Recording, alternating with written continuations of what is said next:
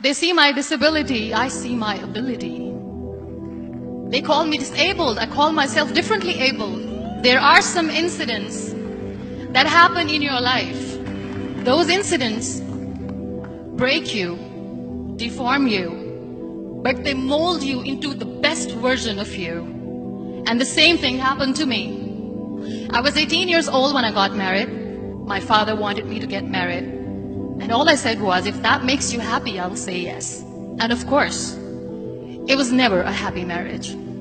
Just about after 2 years of getting married, I met a car accident. Somehow my husband fell asleep and the car fell in the ditch. He managed to jump out, saved himself. I'm happy for him. But I stayed inside the car and I sustained a lot of injuries. The list is a bit long, don't get scared. The wrist was fractured. Shoulder bone and collarbone were fractured. My whole rib cage got fractured. And because of the rib cage injury, lungs and liver were badly injured. I couldn't breathe. I lost urinary bowel control. That's why I have to wear the bag wherever I go. 3 vertebrae of my backbone were completely crushed. And I got paralyzed for the rest of my life. I finally ended up in a hospital where I stayed for 2.5 months. I underwent multiple surgeries. One day, doctor came to me and he said, well, I heard that you wanted to be an artist, but you ended up being a housewife. I have a bad news for you. You won't be able to paint again because your wrist and your arm are so deformed, you won't be able to hold a pen again. Next day, doctor came to me and said, your spine injury is so bad, you won't be able to walk again. Because of your spine injury and the fixation that you have in your back, you won't be able to give birth to a child again. That day, I was devastated. I asked my mother, why me?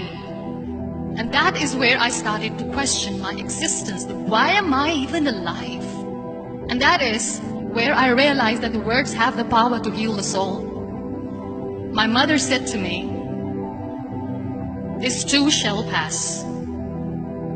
God has a greater plan for you. I don't know what it is, but He surely has. And in all that distress and grief, somehow or the other, those words were so magical that they kept me going. One day I asked my brothers, I know I have a deformed hand, but I'm tired of looking at these white walls in the hospital and wearing these white scrubs. I'm getting tired of this. I want to add more colors to my life. I want to do something. Bring me some colors. Bring me some small canvas. I want to paint. So the very first painting I made was on my deathbed, where I painted for the very first time. It was not just an art piece or just my passion. It was my therapy. And then I was discharged and I went back home. And I went back home and I realized that I have developed a lot of pressure ulcers on my back and on my hip bone. I was unable to sit. There were a lot of infections in my body, a lot of allergies. So doctors wanted me to lie down on the bed straight for not 6 months, for not 1 year, for 2 years. I was bedridden, confined in that one room, looking outside the window, listening to the birds chirping, and thinking maybe there will be a time when we'll be going out with the family and enjoying the nature. That was the time where I realized how lucky people are. That is the time where I realized that the day I'm going to sit, I'm going to share this pain with everyone to make them realize how blessed they are, and they don't even consider them lucky. That day I decided that I'm going to fight my fears. We all have fears.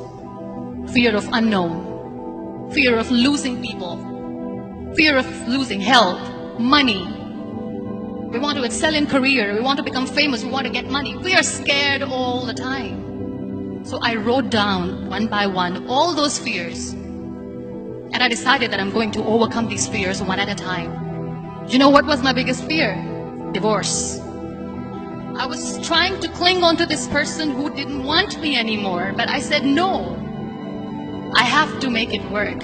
But the day I decided that this is nothing but my fear, I liberated myself by setting him free. And I made myself emotionally so strong that the day I got the news that he's getting married, I sent him a text. And I'm so happy for you and I wish you all the best. And he knows that I pray for him today. Number 2 was, I won't be able to be a mother again. And that was quite devastating for me. But then I realized there are so many children in the world, all they want is acceptance. So there is no point of crying, just go and adopt one. And that's what I did. People think that they will not be accepted by the people because we, in the world of perfect people, are imperfect. So I decided that instead of starting an NGO for disability awareness, which I know will not help anyone, I started to appear more in public. I started to paint. I decided that I'm going to join the national TV of Pakistan as an anchor person. And I've been doing a lot of shows for the last 3 years. I became the National Goodwill Ambassador for UN Women Pakistan, and now I speak for the rights of women, children. We talk about inclusion, diversity, gender equality, which is a must.